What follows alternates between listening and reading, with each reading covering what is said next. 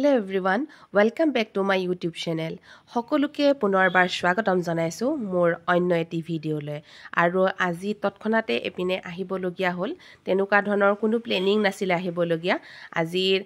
তাৎক্ষণিকভাৱে আহি পাইছোহি গুৱাহাটীৰ বাজপেয়ী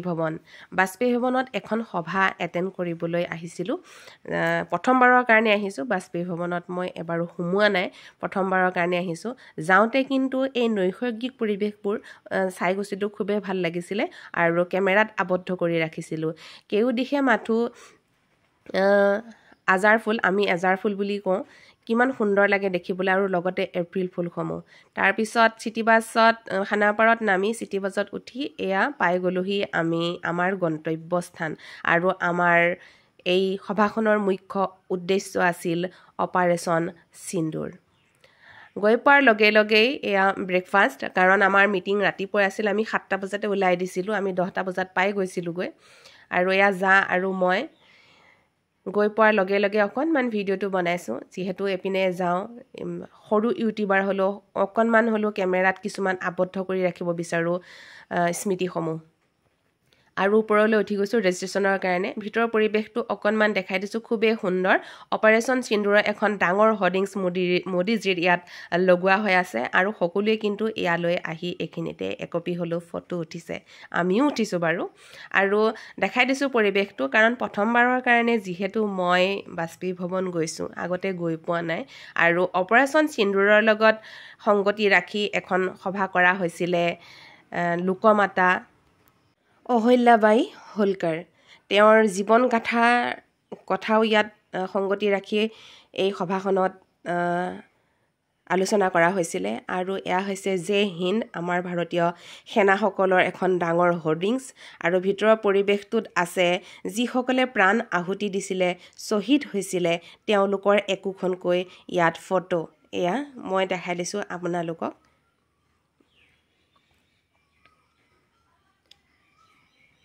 এয়া BSF আই মোহাম্মদ ইমতিয়াজ গুনাৰ দিনেশ শৰ্মা সিপাহী শচীন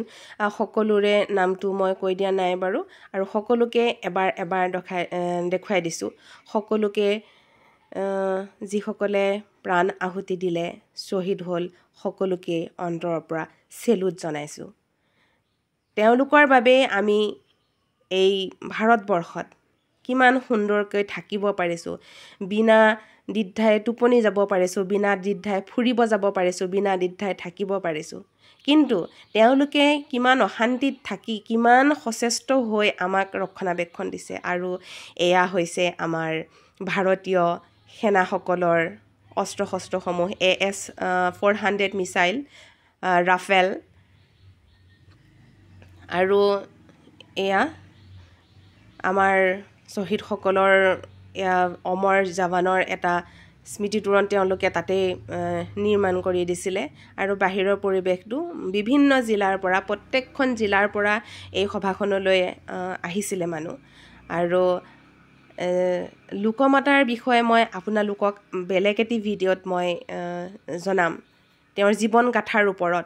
যে তেওঁ এগৰাকী কিমান সাহসী আৰু পৰাক্ৰমী মহিলা এগৰাকী মাতৃৰ লগতে তেওঁ এগৰাকী ৰাণীও আছিলে